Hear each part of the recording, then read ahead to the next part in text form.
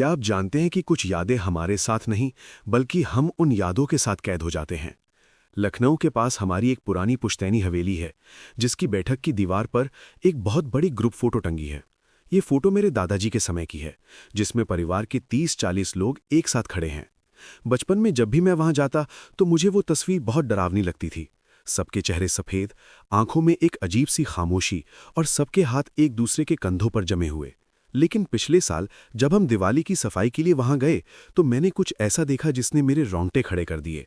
उस तस्वीर में उन लोगों के बीच एक ऐसा चेहरा खड़ा था जिसे मैंने पहले कभी नहीं देखा था। वो एक छोटी बच्ची थी, धुंधली सी, जो कोने में खड़ी होकर सीधे कैमरे की तरफ देख रही थी। हवा सरसराती है। मैंने मम्मी से पूछा कि ये कौन है, तो उन्होंने बस इतना कहा कि शायद कोई दूर की रिश्तेदार होगी जो उस वक्त वहां मौजूद रही होगी। लेकिन अजीब बात यह थी कि अगले दिन जब मैंने फिर से उस फोटो को गौर से देखा तो वो बच्ची अब कोने में नहीं थी। वो थोड़ा खिसक कर मेरे दादाजी के ठीक पीछे खड़ी हो गई थी। मुझे लगा शायद मेरी आंखों का धोखा है, पुरानी तस्वीर है, रोशनी की वजह से ऐसा लग रहा होगा।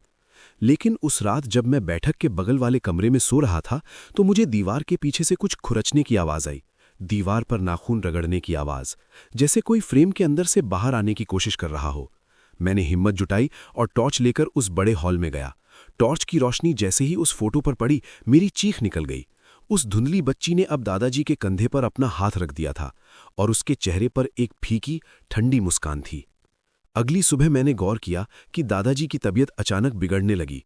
उन्हें सांस लेने में तकलीफ हो रही थी और वो बार बार यही कह रहे थे कि उनके कंधे पर बहुत बोझ महसूस हो रहा है।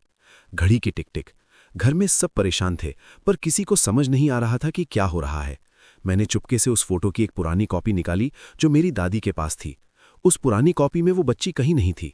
वो चेहरा बिल्कुल नया था, जो अब हर बीतते घंटे के साथ तस्वीर में साफ होता जा रहा था। ऐसा लग रहा था जैसे वो तस्वीर के अंदर की दुनिया से बाहर की हवा खींच रही हो। शाम होते होते दादाजी का शरीर ठंडा पड़ने लगा और ठीक रात के 12 बजे उन्होंने अपनी आखिरी सांस ली। उस रात घर में मातम छाया था, लेकिन मेरी नजरें उस दीवार से नहीं हट रही थी। दूर कहीं कुत्ता रोता है। सन्नाटे के बीच मैं धीरे से उस फोटो के पास गया। वहां रोशनी बहुत कम थी, पर टॉर्च जलाने की जरूरत नहीं पड़ी। उस तस्वीर में अब एक नया बदलाव आ चुका था। दादाजी, जो कुछ घंटे पहले तक हमारे बीच थे, अब उस फोटो की पिछली लाइन में खड़े थे। उनके चेहरे का रंग भी अब बाकी पूर्वजों की तरह सफेद पड़ चुका था और वो धुंधली बच्ची, वो अब तस्वीर के सबसे आगे, बिल्कुल बीच में खड़ी थी। उसके कपड़े अब धुंधले नहीं थे, वो बिल्कुल असली लग रहे थे। सबसे डरावनी बात तब हुई जब मैंने गौर किया कि उस बच्ची का एक हाथ तस्वीर की फ्रेम से थोड़ा बाहर निकला हुआ था। कांच पर उंगली फिसलने की आवाज। वो लकड़ी के फ्रेम को कस के पकड़े हुए थी, जैसे बस बाहर कूदने ही वाली हो।